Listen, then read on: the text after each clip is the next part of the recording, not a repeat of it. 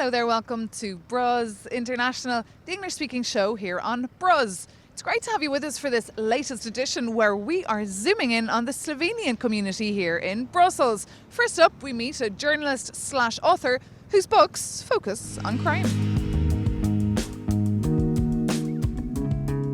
I am the EU-correspondent for the Slovenian public radio and television, RTV Slovenia. I have been the correspondent for TV Slovenia from Italy and Vatican for 13 long years. I have been following the Catholic Church and especially the Italian politics for really a long time. My first book was actually on Silvio Berlusconi and his political project. My second book was on 3 traditional Italian mafia organizations. And my third book was on Pope Francis and the reasons why Pope Benedict resigned.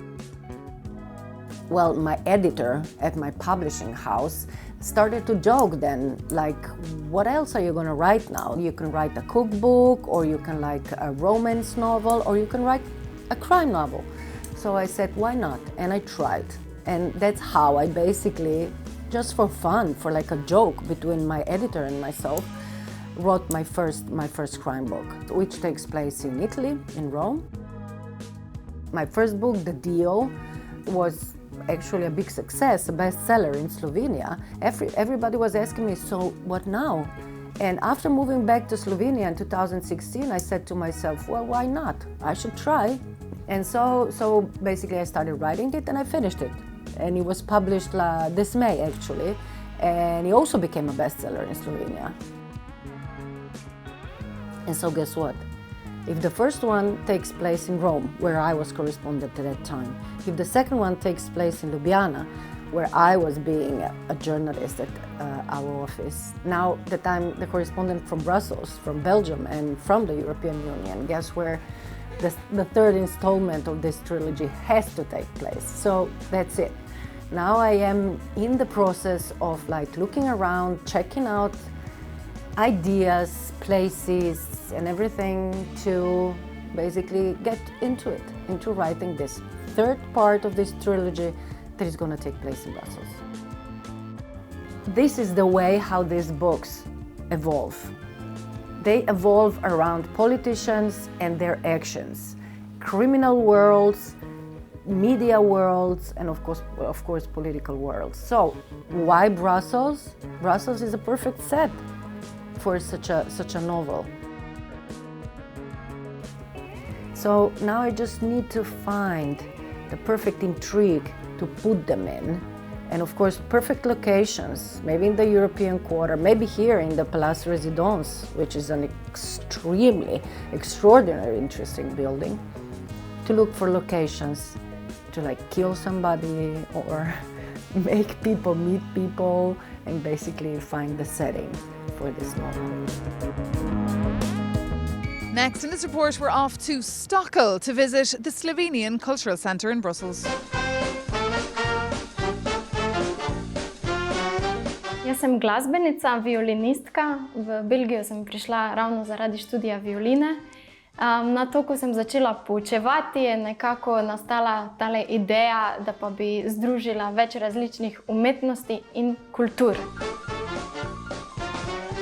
Zaradi tega sem se odločila, da odprem pred 2 letoma kulturni kreativni kotiček, kjer se prepletajo različne kulture in umetnosti. Ker pa sem sama Slovenka, mi je seveda pri srcu najbolj slovenska kultura, kar tudi zelo rada promoviram, tako deželo kot umetnost. Originalno sem iz Latvije, moj mož je Slovenc. Že skoraj 8 let živimo v Bruslu in imamo 2 deklice, Polin in Mile. Zelo radi obiskujemo kulturni kotiček zaradi piano, pa tudi lahko, da bi otroci vadili slovenščino, ker to je zelo pomembno za našo družino tudi, da otroci vejo jezik. Zemlja pliše, tja med zvizde, pade sneg. Sem prihajajo in zahajajo ljudje z vseh vetrov, z celega sveta.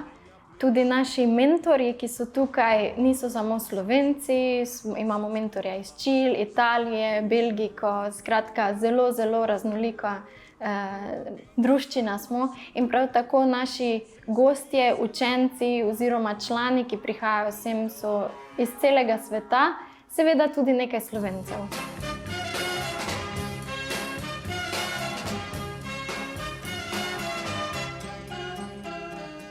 Mi smo iz Slovenije, moja družina, žena prihaja iz Štajerske, jaz prihajam iz Primorske. Tukaj smo že več let, delamo za evropske institucije.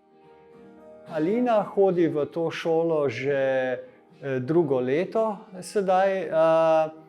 Zelo smo veseli, da smo dobili to priložnost, zato ker zelo rada poje. Mala terasa, spodaj Ljubljana pomanjšana, da odnesla bi jo tu. A za počutim bolj slovensko ali belgijsko? To je težko vprašanje, zato ker po narodu sem Slovenka, ampak rodila sem se v Belgiji in še celo življenje sem živela v Belgiji.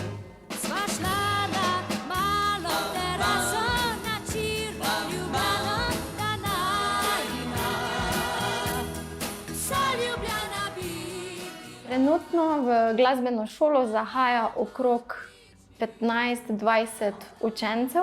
Učimo se seveda tudi slovenske pesmi, sodelujemo z slovenskim veleposlaništvom, ko prirejajo kak dogodek, recimo za kulturni praznik, sedaj že kar nekaj let tudi mi nastopamo tam. Sodelujemo z galerijo in umetnostno šolo Atilem iz Maribora, ki so tokratni naši gostje razstave. Potem pa seveda še tukaj tudi knjižnica. Tu v bralnem kotičku sem prostovoljka knjižna vila. To pomeni, da sem knjižničarka. Vsako zadnjo nedeljo v mesecu je za otroke od 4 do 12 let organizirana pravljična urica, kjer vedno neko v bistvu preberemo, plešemo, zapojemo na kontekst neke pravljice slovenske, veliko slovenskih avtorjev in se z otroki zabavamo.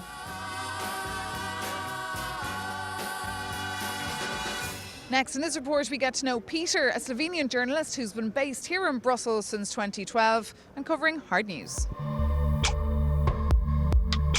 So Peter, you've been based in Brussels for 9 years. How's that been so far?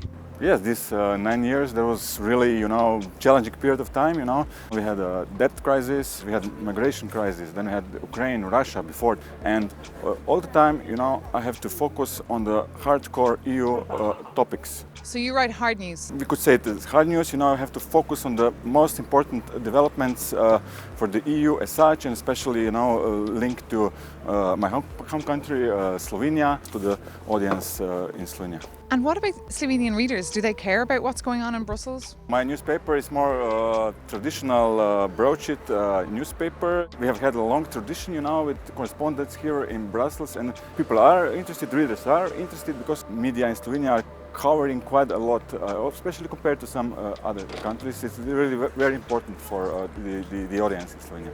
I guess it's also because Slovenia has the presidency, right? I have been asked many times, what's going on in Brussels? How the people, politicians, let's say bureaucrats, officials, how do they see Slovenia? What do they think about the Slovenian prime ministers? How do they see Slovenia? I think it's a really interesting period for Slovenia, and also now as a, let's say, small member state. Of course, we are very readers, or the audience is interested how the Europe, the whole world sees it. Yeah, there's a lot of differences of opinion right now between the Slovenian government and their friends and counterparts here in the Burly Maw in Brussels. How do you deal with that and how do you report it? It's very interesting to work in this kind of circumstances, because political situation in Slovenia at the moment is really specific. We have let's say, right-wing, nationalist, conservative government, or better say, prime minister. The prime minister is very, let's say, divisive. He also sees all the critics, or also journalists who criticize the government or so, as the opponent, and he attacked also me personally on Twitter that I'm lying or blah blah blah, these sort of things. but you know, I see this part of my job.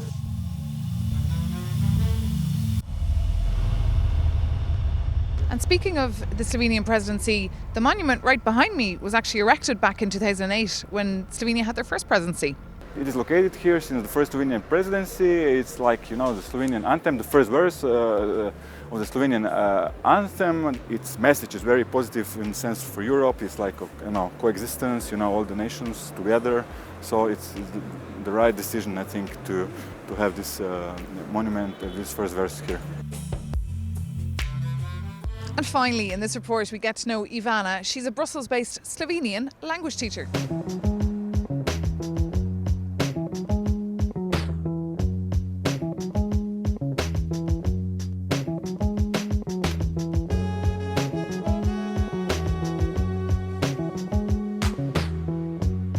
I'm a Slovenian language teacher, and what brings me to Brussels is my work.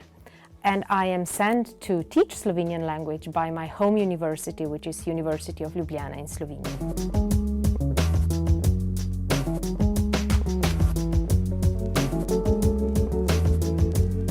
I have worked in England and in Croatia, and Belgium is my third foreign country where I'm teaching Slovenian language. And it definitely is different than the places that I've been before.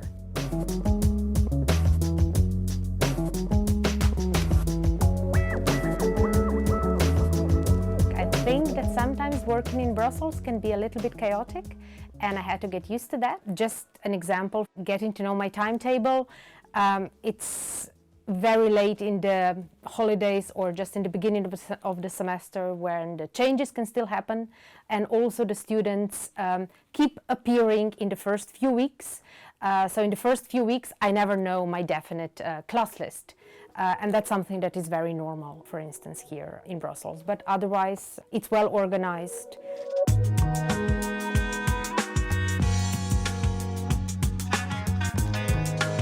It's always a very good question to ask about the motives why students would learn Slovenian language. It is very interesting. You get some students that are studying Russian language, so Slovenian language is a Slavic language, and they combine the languages together. And because they already know Russian, their Slovenian is growing much quicker. This is one type of students that I get here. And the second type of students that I get here in Brussels are from the wider community, and they are people who are in one way or another linked to Slovenia.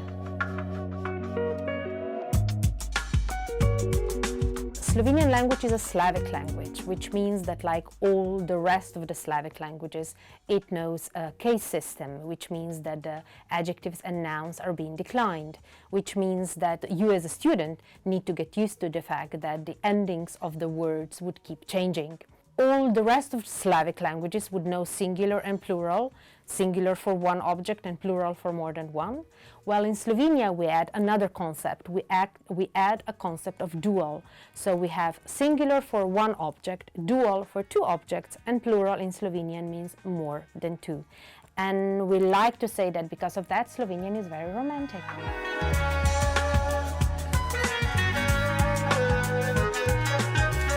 What I miss from Slovenia is, of course, my friends and family, because I don't get to see them as much as I would like. I also sometimes miss the company of my colleagues, because I'm the only one here in Brussels teaching Slovenian language at the university. And of course, I miss Slovenian wine and Slovenian food here.